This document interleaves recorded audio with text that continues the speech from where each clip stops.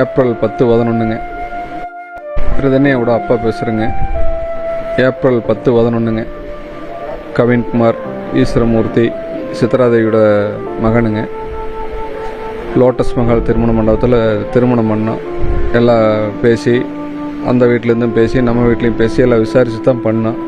நல்ல ஃபேமிலி, பாரம்பரியமான ஃபேமிலி, நல்ல ஆளுங்கன்னு சொன்னாங்க. திருமணமெல்லாம் நல்லபடியாக பண்ணுங்க. சொத்து வந்து என்ன போடுவீங்க என்னென்னு அவங்க சார்பாக வந்த புரோக்கர் நம்மகிட்ட கேட்டார். நாங்கள் பிள்ளைக்கு என்ன சிறப்பாக பண்ண முடியுமோ நாங்கள் பண்ணுறோங்க அப்படின்னு எல்லாம் தெளிவாக சொல்லிட்டேங்க. எல்லாம் நல்லபடியாக நடந்தது. நாங்களும் வந்து 100-150 பவுன் வந்து முதலே போட்டு வீட்டுக்கு அனுப்பிச்சி விட்டோம். அவங்க கார் மட்டும் இந்த கார் தான் வேணாங்க, அந்த கார் வாங்கி கொடுத்துட்டோம். 70 லட்ச ரூபா சம்திங் உள்ள கார் வாங்கி கொடுத்துட்டோம். கல்யாணமெல்லாம் முடிஞ்சவங்க ஒரு 15 நாள்லேருந்தே பிள்ளை வந்து துன்புறுத்த ஆரம்பிச்சிட்டாங்க. புள்ள வந்து ஃபஸ்ட் டைம் வந்து சொல்கிறப்ப நான் என்னன்ட்டேன்னா, தங்க ஃபஸ்ட்டு 15 நாள்லேயே என்ன நம்ம வந்து தெரிஞ்சுக்க முடியும், நீ கொஞ்சம் எதாக இருந்தாலும் ஃப்ளெக்சிபிளாக அட்ஜஸ்ட் பண்ணிப்போம், மறுபடி எதாவது மேஜராக எதாவது பிரச்சனை ஒன்றானா சொல்லு, நான் வந்து கூப்பிட்டு வந்துடுறேன் அப்படின்னு சொல்லிட்டேங்க. அதை நான் சொன்னது அந்த புள்ள வந்து என்னென்னா முழுசாக வேத வாக்கு எடுத்து சரி நான் முடிஞ்ச வரைக்கும் சமாளிப்பேன்னு நம்மகிட்ட லாஸ்ட் கிடத்த வரைக்கும் எதையுமே சொல்லிங்க. ஒரு குறிப்பிட்ட டேட் ஒரு 20 நாள் ஆகிற போது பார்த்திங்கன்னா ஒரு பிரச்சனையாகி நைட்டில் வந்து சம்மந்தியை கூப்பிட்டு எனக்கு புள்ள வீட்டுக்கு வரேங்கிறா அப்படின்னு நைட்டு ஒரு 1 மணிக்கு கூப்பிட்டாருங்க. போனோம். அப்புறம் என்னன்னு கேட்டால் அவங்க சைட்லேருந்து எங்கள் சைடில் ஒன்றும் பிரச்சனை இல்லைங்க, எதாவது பிரச்சனைன்னு பிள்ளை சொல்ல சொன்னாங்க. புள்ள வந்து அவங்க முன்னாடி எதுவும் பேச முடியாத சூழ்நிலையில் நானே புரிஞ்சுக்கிட்டு சரி நான் கூட்டிகிட்டு போகிறேங்க, எதாக இருந்தாலும் பேசிக்கலாங்க அப்படின்ட்டு நான் பிள்ளை கூட்டிகிட்டு வந்துட்டேங்க. அதாவது இது கல்யாணம் நடந்து 20 நாளுக்குள்ளேயே நடந்த சம்பவம். வந்த பிள்ளை இங்கே ஒரு 20 நாள் பக்கம் இருந்தாலுங்க. 20 நாள் கழித்து சம்மந்தியே ஃபோன் பண்ணிவிட்டு ஃபேமிலியோடு வந்தாங்க. வந்துட்டு சம்மந்தி அது என்ன நடந்தாலும் சரிங்க, எங்கள் சைடு உங்கள் சைடுன்னு இல்லை, எந்த தவறாக இருந்தாலும் எங்களை மன்னிச்சிருங்க அப்படின்னாரு.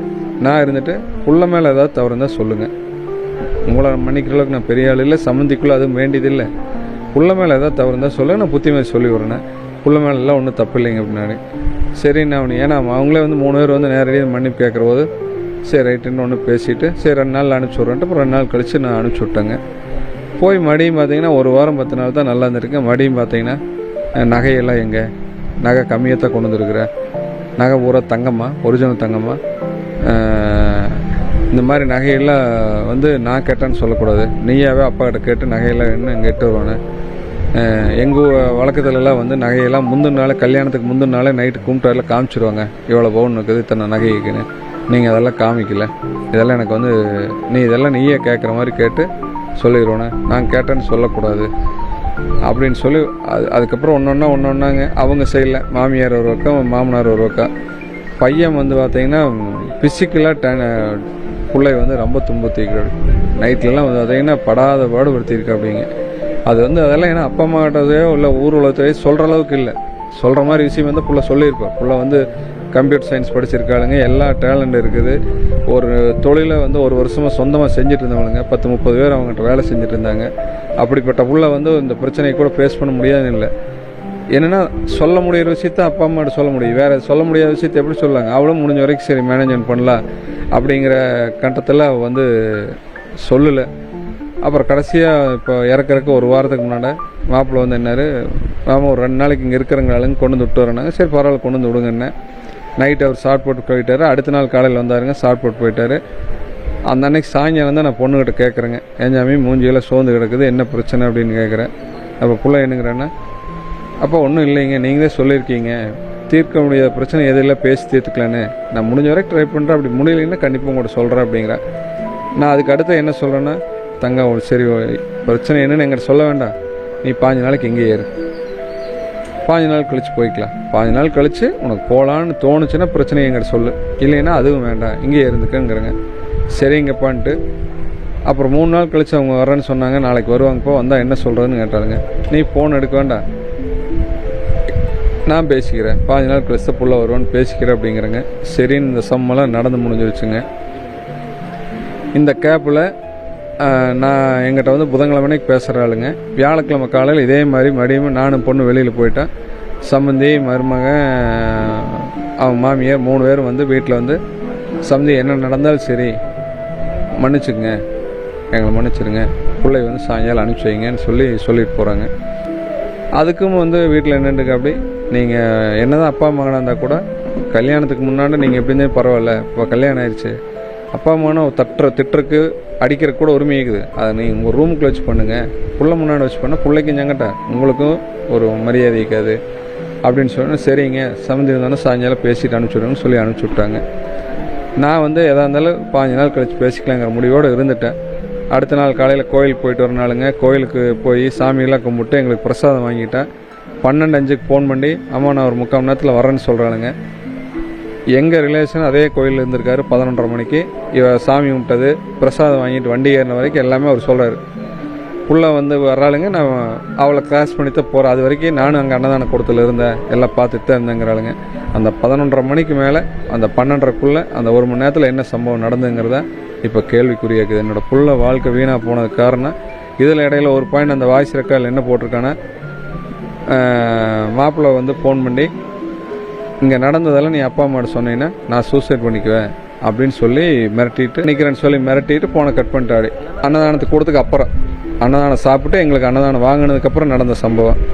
அப்போ என்ன புள்ள என்ன முடிச்சுப்பான்னு இது என்னுடைய அனுமானம். புள்ள வந்து என்ன முடிவுன்ட்டேன்னா, நீ என்ன வந்து சூசைட் பண்ணி என்ற பேரையும் என்ற குடும்பத்து பேரையும் இது பண்ணுறது, நான் முந்திக்கிறேன்னு நினச்சிட்டு இவ பண்ணிட்டாங்கிறது என்னுடைய அபிப்பிராயங்க.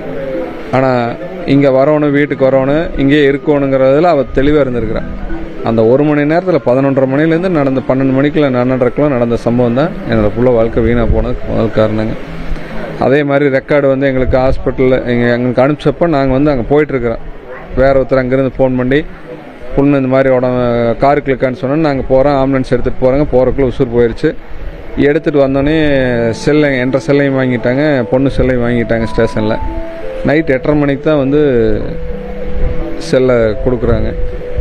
அப்போ தான் நான் வந்து பார்க்குறவ தான் பார்த்தீங்கன்னா இத்தனை மெசேஜ் எனக்கு சென்ட் பண்ணியிருக்கிறேன். Audio message 12:23 அனுப்பிச்சிருக்கிறேன். அதெல்லாம் கேட்டு போட்டு தான் மறுபடியும் நாங்கள் போய் டிஎஸ்பி கிட்ட இந்த மாதிரிலாம் அனுப்பிச்சிருக்கான்னு எவிடன்ஸ் எல்லாம் கொடுத்ததுக்கப்புறம் நாளைக்கு ஆடியோ விசாரணை பண்ணுறேன்னாங்க. ஆடியோ விசாரணை பண்ணாங்க. முதல்ல வந்து பொண்ணை சவக்கடைகள்லேருந்து வீட்டுக்கு எடுத்துகிட்டு போகிறதுல தான் அவங்க குறிக்கோளாக இருந்தாங்களே வழியா எங்களுடைய பிரச்சனைக்கு தீர்வு கொடுக்குறதுல அவங்க தெளிவாக இல்லை. சரி பரவாயில்ல பிள்ளையே போயிடுச்சு அப்படின்ட்டு நாங்கள் வந்து பொண்ணு வந்து பண்ணிட்டேன். டிஎஸ்பி சார் வந்து அடுத்த நாள் அவங்க 2 பேர்த்த அரெஸ்ட் பண்ணிட்டாங்க. இன்னும் வந்து அந்த அம்மாவை அரெஸ்ட் பண்ணாமல் இருக்கிறாங்க. இது வந்து சட்டப்படி அரெஸ்ட் பண்ணணும். அரெஸ்ட் பண்ணல அப்படின்னா தமிழ்நாடு முழுக்க இருக்கிற எல்லா சமூக சேவக அமைப்பும் சேர்ந்து மிகப்பெரிய தர்ணா பண்ணலாங்கிற முடிவில் இருக்கிறாங்க. நாளை கடத்துறதுலையும் எங்களை வந்து அலக்களிக்கிறதுலையுமே எங்களை காக்க வைக்கிறதுலையும் தான் குறிக்கோளாக இருக்கிறாங்க. அது கவர்மெண்ட் இப்போ நடந்துட்டு இருக்கிற இந்த 3 நாள் சம்பவத்தில் வந்து எங்களை அலக்களிக்கிறதுலையுமே காக்க வைக்கலையும் தான் குறிக்கோளாக இருக்கிறாங்க. இப்போ இந்நேரம் வந்து அவங்க வந்து எங்களுக்கு எஃப்ஐஆர் காப்பி கொடுத்துருக்கோணும், போஸ்ட்மார்ட்டம் ரிப்போர்ட் கொடுத்துருக்கோணும், எதுவுமே எங்கள் கையில் கொடுக்கல. கட்சி எழுத்து கம்பல்சரி இருக்குது, அது ஊரே தெரியுது, ஊருக்கே தெரியுது. காங்கிரஸில் ஒரு முக்கிய பிரமுகராக இருக்காருங்க. காங்கிரஸ் மூலிமா சொல்லி சிஎம் ஆஃபீஸில் சொல்லி சிஎம் ஆஃபீஸ்லேருந்து ஸ்டேஷனுக்கு கூப்பிட்டு ப்ரெஷர் பண்ணியிருக்காங்க. ஆமாம், காங்கிரஸ் பொறுப்பில் இருக்காங்க. அதனால் அவங்க வந்து அங்கேருந்து கூப்பிட்டு அழுத்தம் கொடுத்து கேஸை வந்து பெண்டிங் வைங்க, இல்லை தள்ளி போடுங்க, இல்லை மெதுவாக பண்ணுங்க, அவசரப்படாதீங்கிற மாதிரி சொல்லி ப்ரெஷர் கொடுத்துருக்குறாங்க. அது கண்கூட நாங்கள் சொல்ல, ஊரே சொல்லுது. எல்லா டிபார்ட்மெண்ட்டுக்கு இருக்கிற ஆளுகளே சொல்கிறாங்க, ப்ரெஷர் எங்களுக்கு தாங்க முடியலைங்க, மினிஸ்டர்கிட்டருந்து கூப்பிட்றாங்க, மேயர்கிட்டருந்து கூப்பிட்றாங்க, அங்கேருந்து கூப்பிட்றாங்க, இங்கேருந்து கூப்பிட்றாங்க, எதுக்காக இவ்வளோ ப்ரெஷர் பண்ணுறான்னு தெரியல அப்படின்னு சொல்லி அங்கே இருக்க டிபார்ட்மெண்ட்டுக்கு இருக்கிற ஆளுகளே சொல்கிறாங்க. அதனால் வந்து என்னுடைய பொண்ணுடைய இறப்புக்கு தகுந்த தீர்வு கிடைக்கணுங்க. தீர்வு கிடைக்கிற வரைக்கும் நான் விடமாட்டேன்.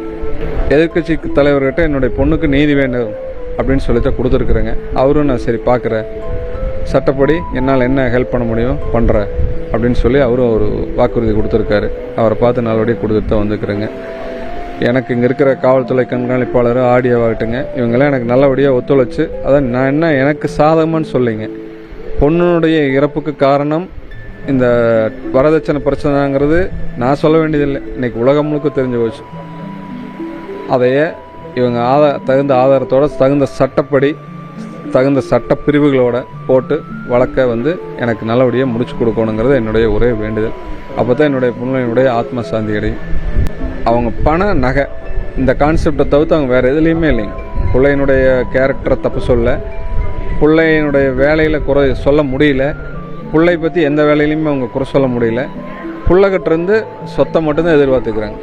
அந்த ஒரே கான்செப்டை வச்சு தான் மாற்றி மாற்றி டென்ஷன் பண்ணியிருக்காங்க. இதுதான் உண்மையாலுமே நடந்த சம்பவம். அதாவது பொண்ணு செஞ்ச தவிர உலகத்தில் எந்த பொண்ணும் தயவு செய்து செஞ்சிடக்கூடாது. வாழ்கிறக்கு எத்தனையோ வழி இருக்குது. அப்பா அம்மா வந்து உங்களை 25 வருஷம் 26 வயசை காப்பாற்றினவங்க சாக வரைக்கும் காப்பாற்றாம விட மாட்டாங்க. அதனால் மாற்று வாழ்க்கை அமைக்கலைங்கிறது அவங்கவுங்க மனநிலை பொறுத்து. என் பொண்ணு வந்து ஒருத்தனுக்கு ஒருத்தின்னு சொல்லி இறந்துட்டா, அதில் எனக்கு பெருமையாக இருக்குது. பொண்ணை இழந்தா கூட அதே மாதிரி எல்லா பொண்ணும் இருக்குன்னு நான் நினைக்கல. ஆனால் வாழ்கிறதுக்கு வழி இருக்குது, வாழலாம். அது இறந்து தான் தன்னுடைய வாழ்க்கையை மாற்றித்தான் இந்த உலகத்தொட்டு போகணுங்கிறது முடிவு எடுக்கிறது தவறான முடிவு. அதுக்கு தயவு செய்து யாரும் அந்த மாதிரி ஒரு தவறான முடிவு எடுத்துடாதீங்க. அப்பா அம்மா கிட்ட எல்லா விஷயத்தையும் ஓப்பனாக பேசுங்க. அப்படி அப்பா அம்மா ஒத்துழைக்கலினாலும் புருஷன் வீட்டில் வேணான்னு சொல்லி போட்டு நீங்கள் வந்து வீட்டிலேயே இருங்க. அது கூட தப்பு இல்லை. அப்பா அம்மாவோட சண்டை பிடிச்சிட்டு கூட இருங்க. தயவு செய்து வந்து உயிரை மாச்சிக்காதீங்க. இது வந்து நான் உலகம் முழுக்க இருக்கிற என்னுடைய சகோதரிகளை நினச்சி, என்னுடைய குழந்தைய நினச்சி நான் இந்த வந்து என்னுடைய கருத்தை என்ன மனசில் பட்டதை நான் சொல்கிறேன்.